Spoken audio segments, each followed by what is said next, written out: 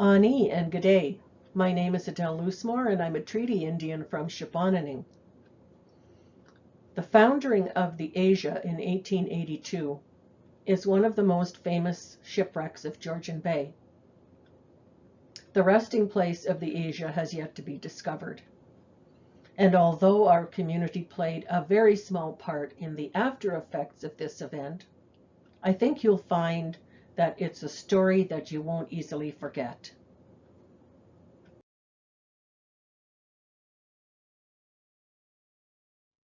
The steamship Asia was built in 1873 in St. Catharines, Ontario. In this image, she's beside the steamer Ontario at the dock in Kincardine. After the burning of the steamer Manitoulin, a story for another video, the Great Northern Transit Company chartered Asia to travel the route from Collingwood to Sault Ste. Marie, with several stops along the way.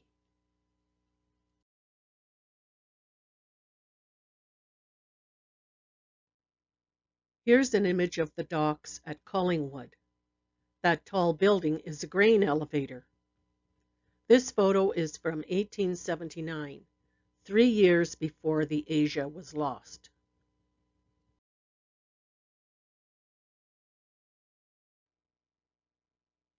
I placed 2 dots near the bottom of this map. The green one is for Collingwood and the white dot is for Owen Sound.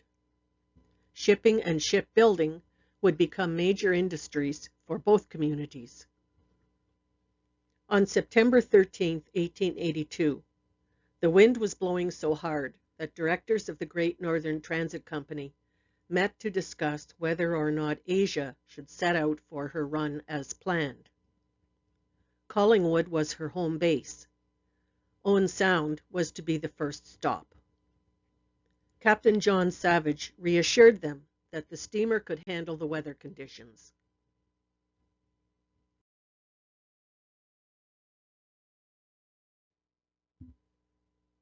He got the go-ahead, so Asia left Collingwood and after a rough ride, arrived in Owen Sound Harbor, pictured here, in the early evening.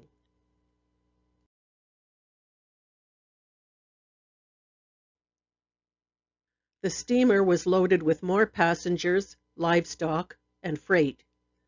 She stopped at another spot in the Sound to stockpile wood for the trip. There were 125 passengers on board a vessel that was outfitted to carry about 40. It included people traveling for pleasure or for business, loggers heading for the camps, and people on their way home. They were sleeping not only in cabins, which were jammed with bodies, but crammed into every space of the deck that was not taken up by livestock and freight. The animals and the boxes and the barrels of freight were piled on deck because it was easier and faster than bringing it all down to the hold.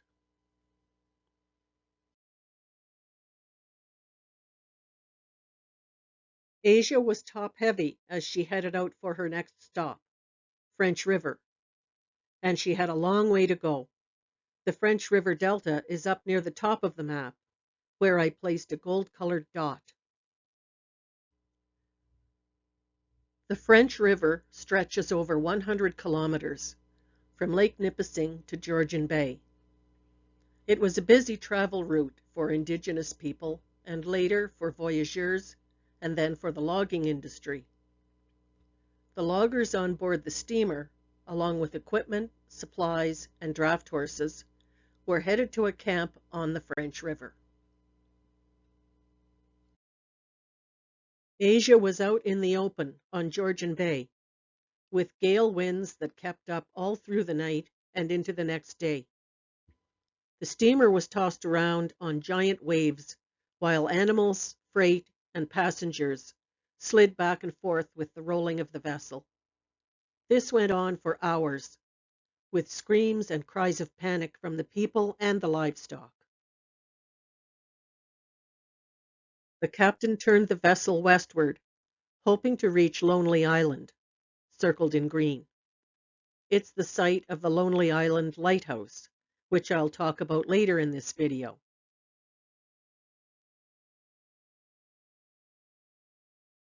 Lonely Island had been the site of a near disaster for the sidewheel steamer Plowboy, shown in this watercolor painting. Luckily, she survived the high winds and heavy waves with no loss of life. Asia would not be so lucky. Trying to lighten the steamer's load, the captain ordered the crew to throw overboard all the cargo that was loose on the vessel, including the animals. Lonely Island was just visible in the distance when the Asia began to founder. William Radigan, in his book Great Lakes Shipwrecks and Survivals, quotes a description of the scene on board the vessel, given by 17-year-old Duncan Tinkes, one of only 2 people who survived the wreck. Duncan said, "The aft gangway leading from the promenade to the main deck was jammed with men, women, and children who could get neither up nor down. At every pitch of the ship, this mass would writhe and twist like a serpent, while the waves broke over them from above." When the Asia finally broke up and sank, its 3 lifeboats floated free. This sketch is not meant to be one of them. I included it because it was drawn in the 1880s for a magazine article about lifeboats. The steamer's 3 lifeboats were not nearly enough for all the passengers, even if the passengers could get to them. Duncan Tinkes and 19-year-old Christy Ann Morrison ended up in the captain's metallic lifeboat with about 18 others, including Captain Savage and some of his crew. Waves turned the lifeboat over several times. It would return to an upright position as it was designed to do, but each time it rolled, there were fewer people able to climb back into it. Duncan, at one end of the boat, and Christy, at the other end, held onto the life ropes whenever the boat rolled, so they didn't lose contact with it. All afternoon and into the night, the lifeboat was tossed around in Georgian Bay. Near dusk, the wind died down, but the waves were still high, and the boat's paddles were long lost. 7 people remained alive as the boat drifted. 2 of the Asia's officers thought they saw in the distance the lighthouse marking the entrance to Byng Inlet. By midnight, only Duncan and Christy were still alive. Duncan had placed 5 dead bodies under the seats of the lifeboat.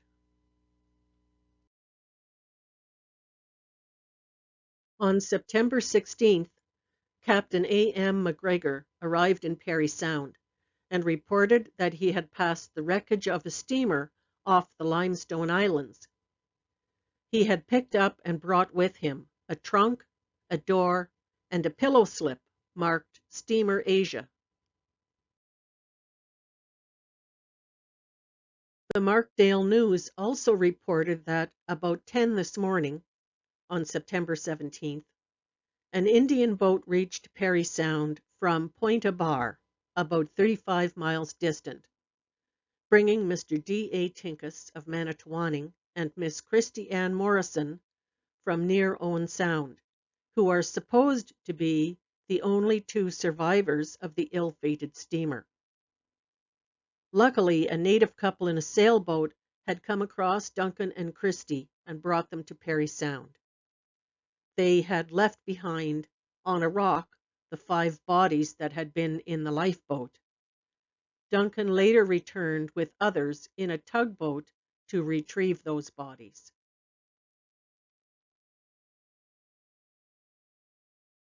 Searchers went out looking for the bodies of over 100 people who had been on the Asia. One of the places they checked was Lonely Island, the island that Captain Savage had tried to reach before the Asia was lost.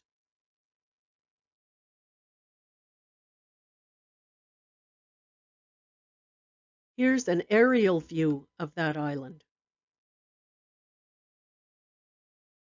That tiny little speck that the arrow is pointing to is the Lonely Island Lighthouse.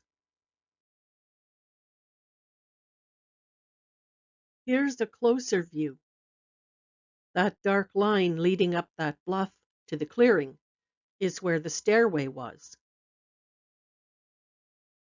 And there's the lighthouse. It looks out over the bluff toward that large expanse of water called Georgian Bay. This isn't the same lighthouse that existed in 1882 when the Asia foundered, but it's the same location. The captain never made it to Lonely Island, but some of his passengers did, washed up on the beaches, along with wreckage from the Asia.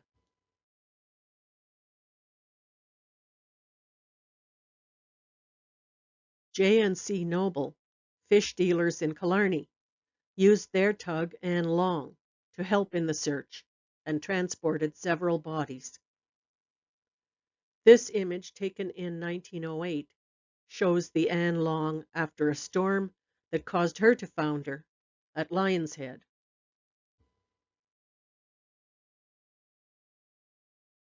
Two bodies from the Asia were brought to Killarney and buried here, on the site where the hotel would later be built.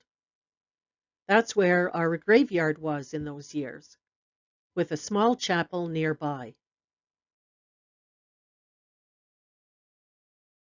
All of the bodies were moved out of that graveyard and into the cemetery of this church, St. Joseph's. It was built 3 years later, in 1885. Two people who were on board the Asia are buried somewhere in our cemetery. I assume they had no family to claim them.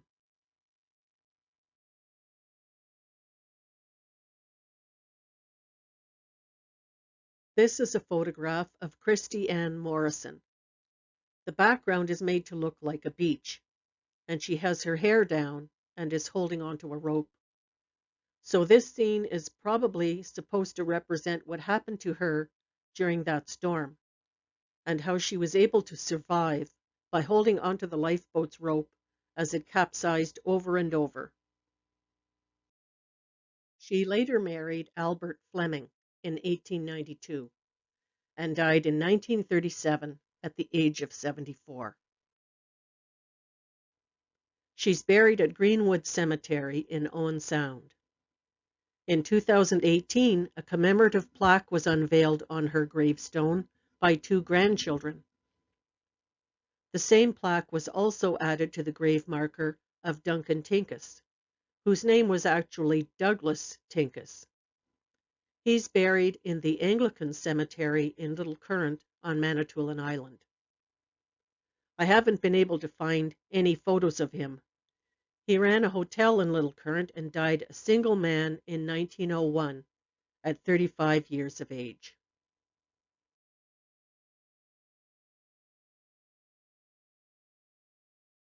Investigations into the loss of the Asia led to new legislation for inland navigation, including safety and training practices. The captain was heavily criticized for bad judgment. The tragedy also triggered a major project that took years to complete, detailed marine surveys of the Great Lakes. The preliminary work for those surveys began in Killarney in 1883.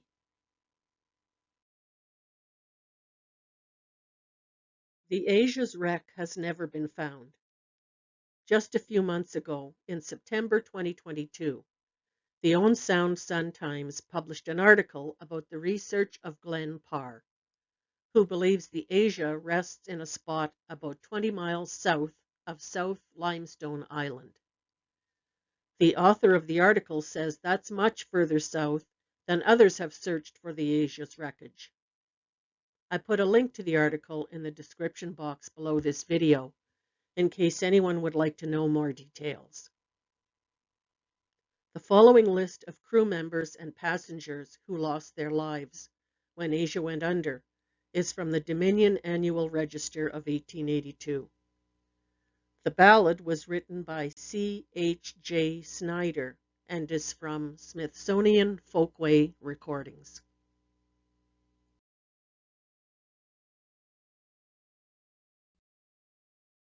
Loud roared the dreadful tumult, and stormy was the day, when the Asia left her harbour to cross the Georgian Bay.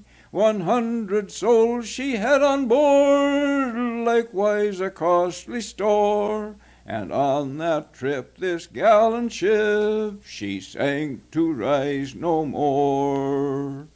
With 33 shanty men, all hearty, stout, and brave, they were all bound for French River, but found a watery grave.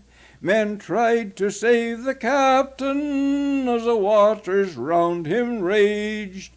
"Oh no," cried he, "ne'er think of me, till all on board are saved." I'll ne'er forget MacDougall, which was his honoured name, immortalized by gallant deed and handed down to fame. The cabin boy next passed away, so young, so true, so brave. His parents weep while his body sleeps in the Georgian's watery grave. And likewise Willie Christie, with his lately wedded bride, were bound for Manitoulin, where the parents did reside.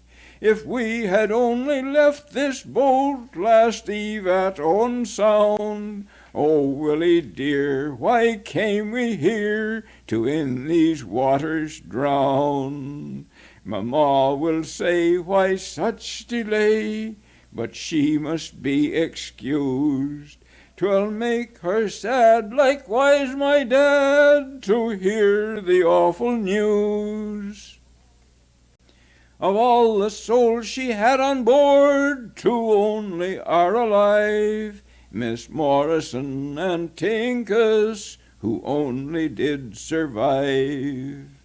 Miss Morrison and Tinkus, those names I'll ne'er forget, protected by a lifeboat which 5 times did upset.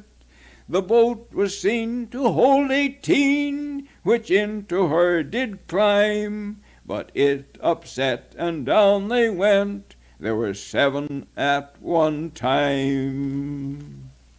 Now in the deep their bodies sleep, their earthly trials are o'er, and on the beach their bones do bleach along the Georgian shore.